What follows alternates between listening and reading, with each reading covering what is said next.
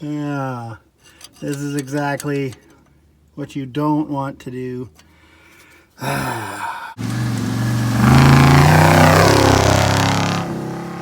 Hey guys, thanks for tuning in. Welcome to part 2 of the lift kit series on this old big green piece of crap. Stay tuned. Okay, so last video we just finished off the suspension on the old truck and got her thrown into the, the garage. This video, we got a couple little odds and ends to take care of.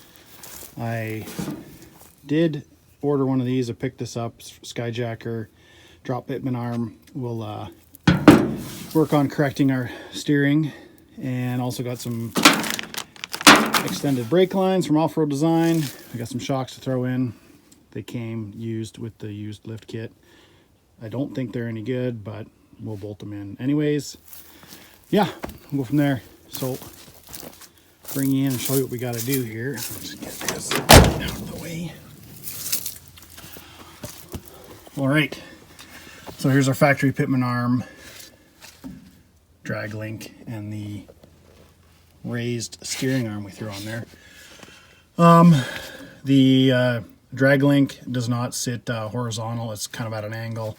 It isn't too extreme once we threw that raised steering arm on there, but I'm going to drop this out, throw in the drop PITMAN arm in. It's only a 2-inch drop, and then our steering will be a lot better. Ideally, we would throw in a 2-wheel drive box and go with crossover steering. That's the superior steering for these old trucks, but I don't feel like doing that right now. Maybe later on in the future, but right now, cheap, quick, use what we got. We'll just adjust this. All right. So I'll try and show you what I got going on here. So steering wheel is crooked like that. Shouldn't be. Front tires are pointed straight on both sides, but that's like that.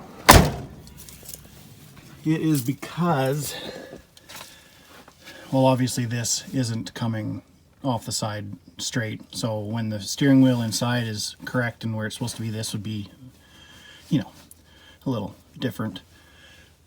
This is the drag link. It's not adjusted properly for what I got going on. I believe it's too long right now, so we need to shorten this just a little bit. So with our tires pointed straight, steering arm where it should be, steering wheel in the truck straight, this needs to be a little bit shorter, and then things will line up a lot properly. So we'll disconnect this, get the tire off, disconnect this. I'll take this PITMAN arm off. We'll get the new Skyjacker 2-inch drop PITMAN arm on there. We'll straighten everything out how it's supposed to be, and then we'll look and see where this is at. This is probably gonna, I know it's gonna have to be shortened just a little bit. And then our steering wheel, our tires, everything will line up perfect, and it'll be good to go there. All right. So I'll just bring you in here after I'm done doing the work there, but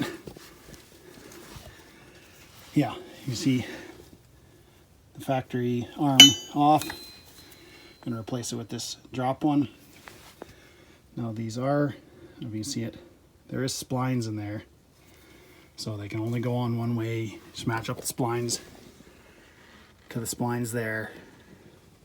See, it's smoother on that side, so can only go on one way. I'll bring it back in when I get this mounted up in there. Okay. All right, drop PITMAN arm is on. I'll show you what I mean by adjustment. We need to shorten this guy up about that much. So bring her in about 1 inch, and we'll get her button back up. And here's the finished product. 2-inch drop PITMAN arm. Readjusted the drag link, shortened it up a little bit, and installed the raised steering arm.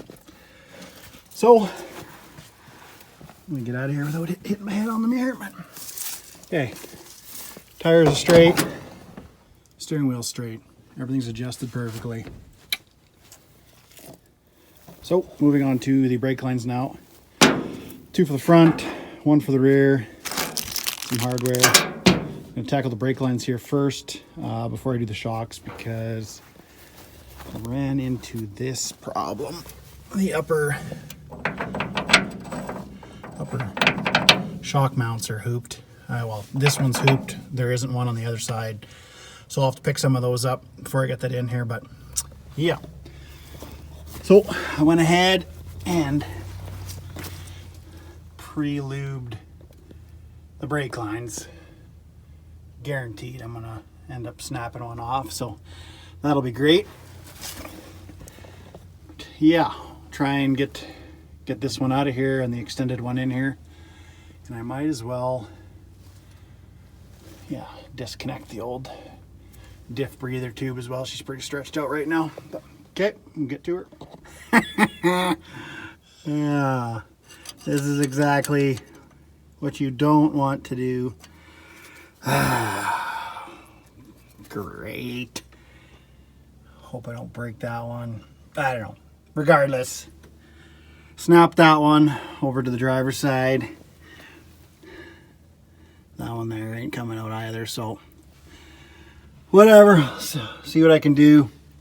Gonna be redoing the rear brake lines on this. Awesome. Yeah. I just ended up cutting them because they weren't coming out. Even had to cut up here. Yeah, that's a part. Whatever. Pull this little tab out. There you go. Old piece crops out. I don't know. I'll just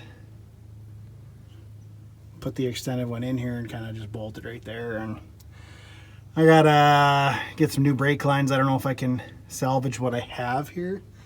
I left enough play. Maybe I can fix the ends properly and put a new fitting on, crimp something in there. But all right, that's where we're at with the rear. So that was a fail for now. Okay, Offroad Design extended brake line installed, minus, you know, those issues there. But I just loosened the tabs off there and there. If I'm able to salvage these lines, I still have enough play. I'd rather not redo everything from the drums. I guess if I have to, I have to, but all right, move on to the fronts. Now, the fronts shouldn't be as difficult, but we'll see. Lines are already disconnected down below. I just have to go on the inside of the frame, disconnect the hard line from in here, pull these out, throw the new ones in here. Should be quick. And then it's absolutely unbelievable how that just came out perfect. And yeah, extended line in and hooked up. It is a little bit long. I'll have to just zip tie it to the shock when I get it in place, because I think these brake lines are for, well, 6 to an 8-inch lift or a 6 to a 10-inch lift. I don't know. They're quite long, so we'll just have to zip tie them out of the way. But that side's done. Driver's side is complete. Yeah, like it's sorry, still a little long. I'll get zip tied to the shock there. This side fought me a little bit. That's why I didn't film any of it, because I was throwing tools and such. But all right, so the fronts are good. I didn't damage any brake lines, thank cripes. And yeah, so just got to get to the rear and replace that stuff. I'm not going to end the video here, but it's probably going to be over the course of a few weeks to get this all done, because I'm going to order parts. Like, I got to repair the brake lines in the back and shocks. I need the rear shock mounts in the rear, you know, the upper shock mounts in the rear anyways, so I need to order that. I might as well order a new set of shocks, the cheapest ones I can find on Amazon, preferably. And we'll just carry on when I get that stuff, and we'll get everything all tinkered in here properly. Well, we're back. It's obviously the next month. It's winter time. It's November, as you can tell. Still waiting on parts. UPS lost the shocks twice. So yeah, fighting for a refund on that stuff. But anyways, brake line fittings and flaring tool came in, so we'll get that done here. I'll bring you guys in, get under the truck, and fix some brake lines. All right. Alright, so I just picked this up online. It's fairly cheap. I don't know if it's get what you pay for, but for as many times as I'm doing brake lines, whatever, cheap enough. Picked that up and got some fittings. Make sure we throw those on the lines before we flare them, and yeah, get to her. Okay, so everything I read online says that the key to a good flare is the prep work. Obviously I haven't prepped this yet, doesn't look good at all, but made sure my fittings fit where they're supposed to. I didn't know what size to get, so I ordered 2 sizes. These ones are smaller than this fitting up here. Oh, let's see what I got. Yeah, so 7/16, and the other is 3/8. Yeah, don't forget to put these on the line. Anyways, this flaring tool has 2 sides. This side has the beveled side, that side's smooth. I'm going to clamp this on to my line in the appropriate size, and then I'm just going to use a file down this edge nice and smooth, prep it up good. Once that's good, take the flaring tool off, flip it back on this way with a little bit of line sticking out, and then we'll get our fitting in there, crank her shut, and I'll bring you in closer when I get to that stage here. Now, in a perfect world, we'd be doing this in a vise, but we're doing it out here, so be sure you put your fitting on your line. Okay, focus there. And I've got this flipped around so the beveled edge is there. Now, the kit comes with these little fittings. This is obviously the fitting for that line. It fits in there. When you put this in the tool to flare it, you want the line sticking out. I don't know, you can't see that maybe, but the thickness of that there is how much you want it sticking out. Go ahead, put that fitting in there, and then you go and get that and tighten her in, and hopefully do everything right. Don't have to do it twice.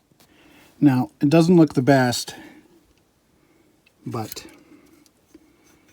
she's flared, so if it leaks, it leaks. I'll just redo it again, but get this up and in there and tightened up. All right, one line is complete. She's in there. Hope it doesn't leak. We'll find out when we go to bleed the brakes and put some pressure on there. I'm gonna go ahead and do this one here and this one here off camera, because I know I'm gonna fight with them just because of space issues, and you don't want to see that. So I'll bring you back in when I got her all complete, and we can wrap this video up. Okay.